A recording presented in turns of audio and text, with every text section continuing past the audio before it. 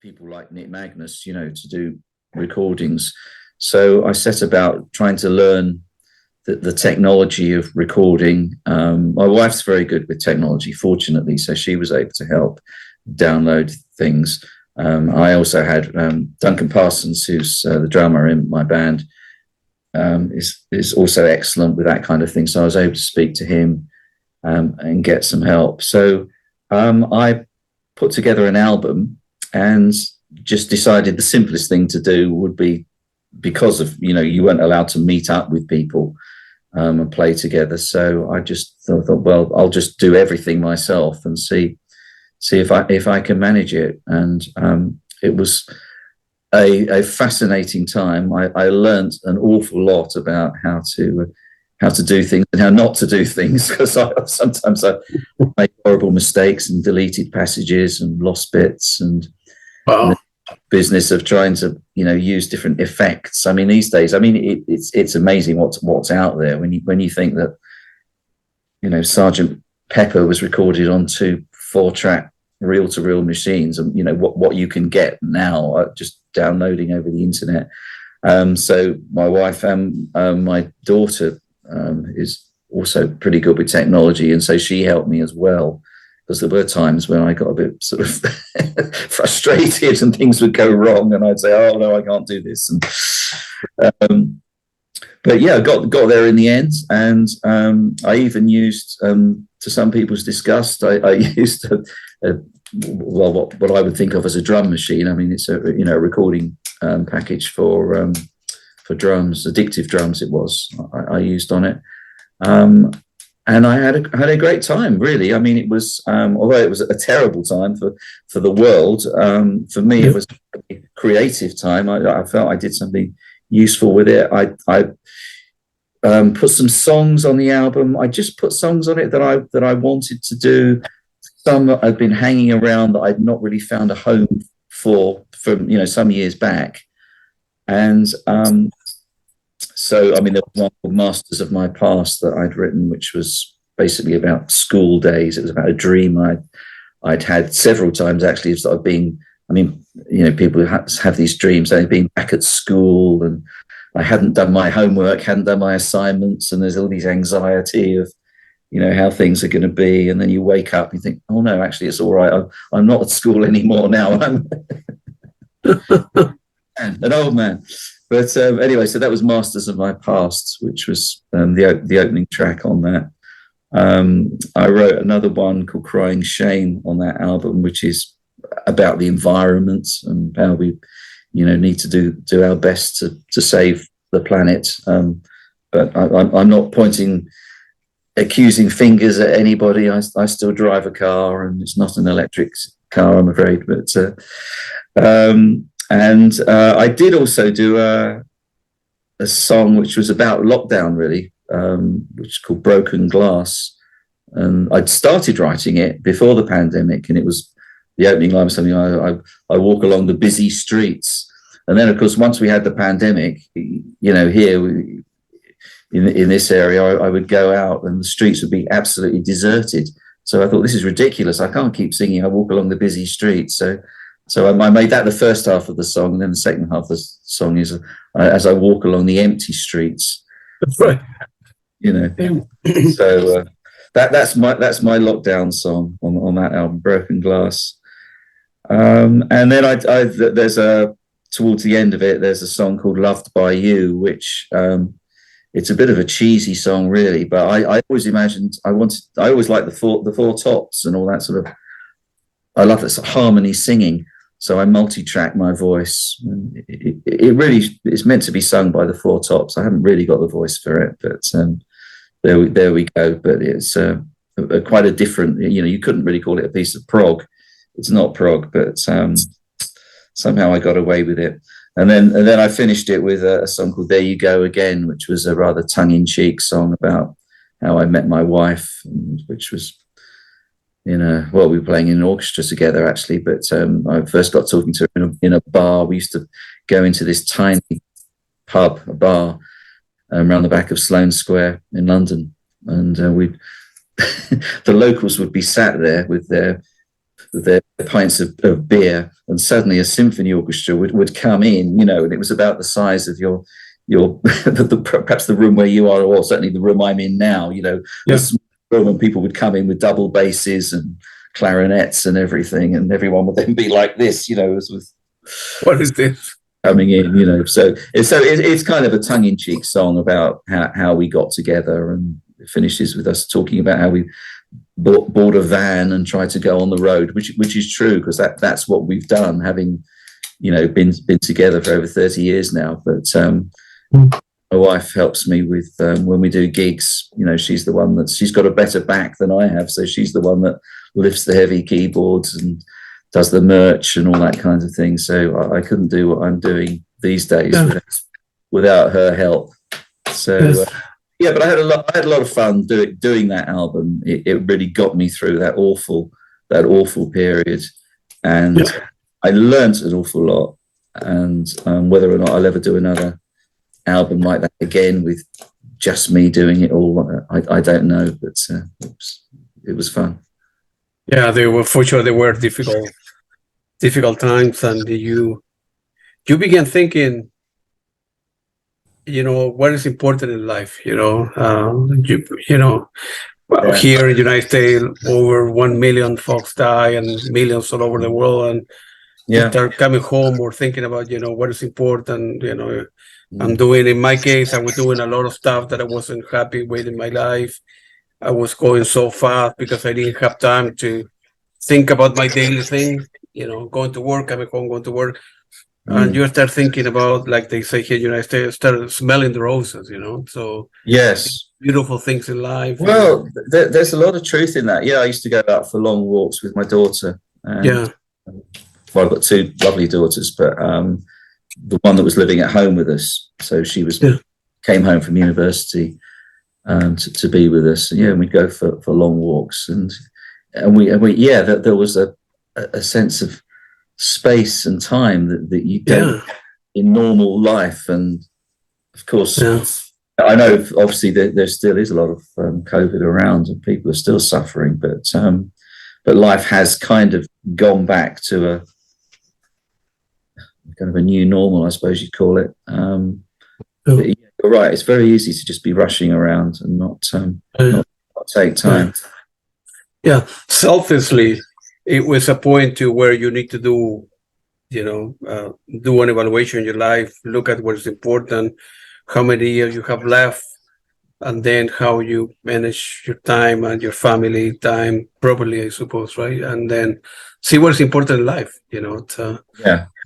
And for me, during the pandemic, what was the reason that I opened one radio as a way to, instead of playing music in vinyl or the CD player, Blu-ray, I will upload it to a website. I send the link to some friends, they like it, and then I create another one, and so forth. And then I realized, well, if I always love music, I have a big collection of music, and I better start calling people and doing interviews. And then again, like I mentioned yesterday, Steve, your brother, was the first one. So isn't it great? Isn't it great that something good came out of for me, adversity?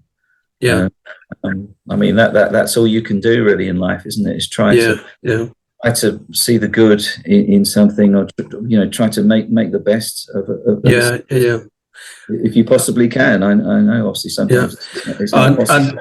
Sure, and like I mentioned to Steve last time I talked to him, so if the YouTube channel ever, I don't know why, will become popular, and even whether it make $1 or $100, whatever, I will donate all the money to charity. I'm not doing the interviews channel for money. I'm doing it because for the love of music, and in many ways, I want to create an archive for future generations. Who were the John Hackett, who were the Genesis guy, the Pink Floyd guy. Who on earth was? So for that's what always have been my motivation. No money. I want to create a musical archive for future generations. So and my interviews, as you know, are different, right? I don't talk that much about the hits. Right? Even if I was talking to Peter Gabriel, that's going to be on the road next month, I'm not. Everybody knows about the hits, but few people know about him. So my interviews are very different. I want to get to know the human being behind the instrument, or behind the guitar, or behind the flute. That's what all my questions are open ended. I'm like a psychologist here. I'm listening. Okay. So it's that's what it's about. One of your another great album for 2021 with Nick Fletcher again is The Goldfinch. What was the motivation for the album, and with themes by composers such as Vivaldi, Handel, Bach, Scarlatti, and so on, so forth? That's another masterpiece, man. Oh, well, you're very kind. Yes, I mean, it's we only had a short run of that album, but it's one I'm very proud of. Well, I mean, it grew from the concerts that Nick and I had done, because we performed some of those pieces, particularly like there's a recording of the Bach C major flute sonata on there, which is a tricky piece, but we have done it a few times. And there's an arrangement of the Vivaldi Goldfinch Concerto. So originally it's written for flute with string orchestra, but there's an arrangement that Nick found, which where the orchestral parts are played solely on the guitar. So it's a piece that we've performed with just the two of us. So it's a flute concerto. So it's quite virtuosic with lots of fast arpeggios and rushing around. And so it's called the Goldfinch because at the very beginning it's like a solo passage where just the flute plays and does imitations of bird song. It's an absolutely gorgeous piece. I've been playing it since I was a teenager. So it was great to be able to perform it with Nick in the concerts. And we've always had Nick and myself. We've always had a great love of Baroque music, as is my brother Steve, of course, because we used to listen to. I may have said earlier, listening to the Segovia album with recordings of Bach and Scarlatti sonatas, that kind of thing. So it was lovely to be able to do an album. So we just made it. The other albums I've done with Nick have been collections of music from different periods, but we decided that we would make this one Baroque. And I also included at the end of the album, there's the solo sonata in A minor by J.S. Bach. But again, it's a piece I've been practicing since I was a teenager. And I thought, well, why not? That's not going to go on a prog rock album, is it? But why not? Yeah. We could put it on here and leave it for posterity and see how it goes. So a great joy, yeah. And a beautiful cover, by the way, on that album. I don't actually have it in front of me here, but the painting was done by Nick's daughter, Catherine, and lovely picture of the Goldfinch. So she came up with that very early on when we were putting the album together. So there was no question that was going to be the cover. Wow. In fact, I should also mention that she did the cover for Nick and I did an album, a rock album together called Beyond the Stars, and she did the cover for that as well. Which, wow, great joy. So I like it possible to try and use something that's original and a painting or something like that. So I have used some of my father's paintings. I did another album called Prelude to Summer, and that used a sea painting that he'd done. There's, I'm just trying to think. Yeah, Checking Out of London uses painting by Paul Geraghty. Yes. You still have some of those paintings for your dad? They're still around at home? I do. Yeah, I do. Oh, wow. The Prelude to Summer painting of the sea with I don't know if I've got it here. Oh, here we go. I don't know if you'll be able to see it there on screen. I'm never sure how effective it is, but yeah, this one. I don't know if you can see that, but yeah, I do. Yeah, but it's got a flute and a guitar in front of it because it's a flute and guitar album. But yeah. The painting is actually done by my father, or our father, I should say, Peter, he's Yeah. Wow. But that's by my dad, and the amazing album is so. And as I say, Nick's daughter's done a couple for us, and also Lizzie Spikes, the We Are Not Alone album with the band. I haven't got it here in front of me, but that's a lovely picture that she did for us, which is it's a lighthouse, but it's on the moon. So it's like this light shining out in the darkness, if you like, which is a rather lovely image. Lovely painting by Lizzie Spike. Yeah, maybe we're not alone, for real. Well, that's what I like to think. I mean, obviously, it depends on your outlook and your faith. I mean, I'm a Christian, so obviously, I do believe that we're not alone. But when we did the album, I wanted to. The theme was really. I wanted it to be fairly universal. So whatever your beliefs might be, sure.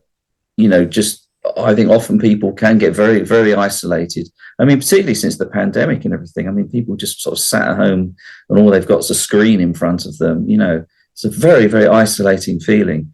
Whereas if you can, get together with other people and be part of something, a problem shared, if you like, it's so important that people are able to do that. So I wanted that album to have as I say, a fairly universal message.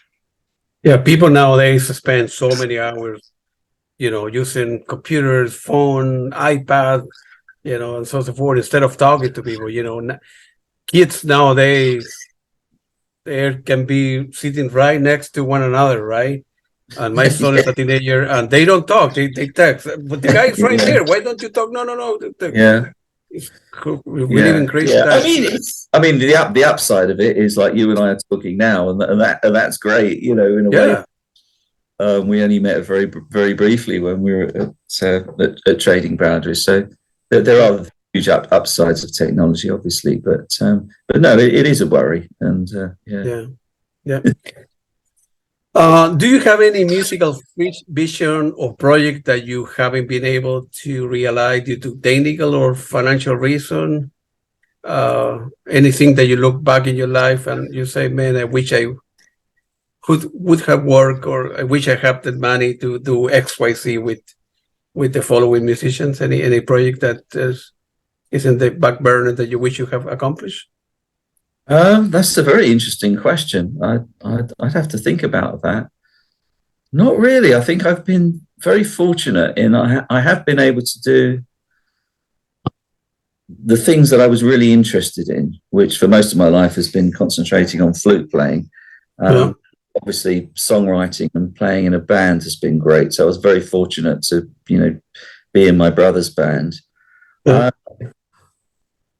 No, I think I've been very fortunate like that, and also, I mean, look to the future.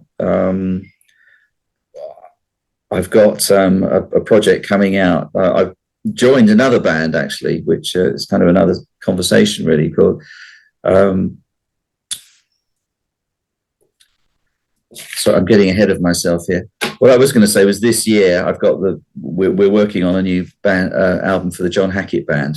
But meanwhile, I've also joined a band called the Beatrix Players, which is the main mover behind that band is Amy Burks, who will have seen singing at. I met her. She's a very nice lady. So. She's a fantastic singer, and she's a fantastic writer as well. So not just a great voice, but also a great writer as well. And I did a lot of sessions for her, just sort of over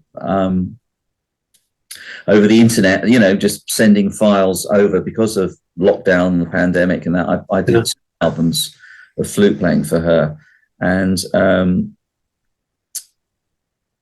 so we've actually recorded now with a new lineup. The Beatrix Players a few years back was 3 ladies, and now there are 8 of us, a mixture of people. We've got drums, and but what I love about the album that is now finished, and I think Amy's mastering it as we speak virtually, It should be ready very soon. But what I love about the album is that it's got what has always excited me, which is this combination of classical instruments and the rock instruments. So you've got the drums and you've got the bass, but you've also got some lovely cello playing by Jane Fenton.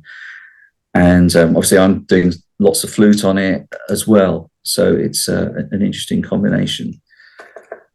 Yeah, if I answered your question properly there, I don't know. I would love to do more stuff with an orchestra. I mean, if you regrets, yes, I would love to do more stuff with flute and orchestra. That would be nice.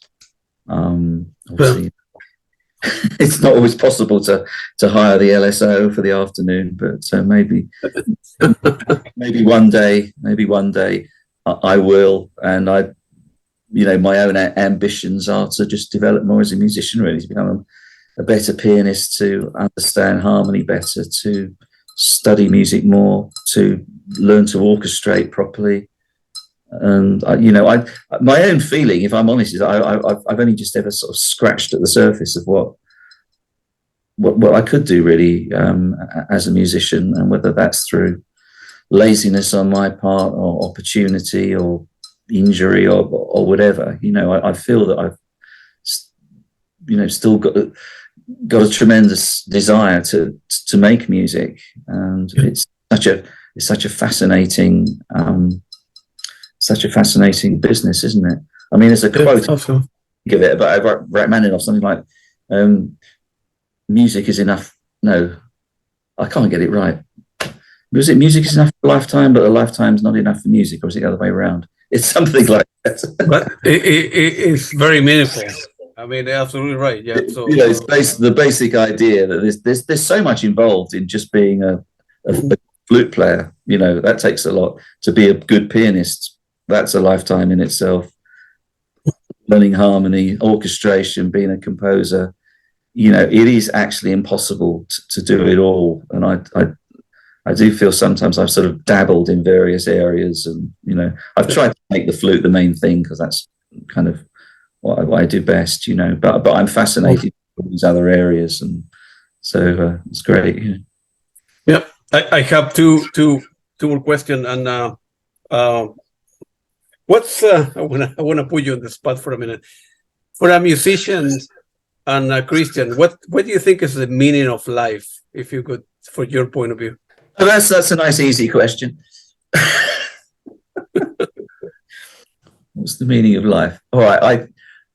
What music means to me is about creativity, and either you believe in God or you don't. I do believe in God. I believe all creativity comes from God, and if you like, it's a kind of music is kind of a gateway into that creativity. And I mean, of course, you don't have to be a Christian to enjoy music. I mean, that's of course, yeah. No, I'm not saying that at all, but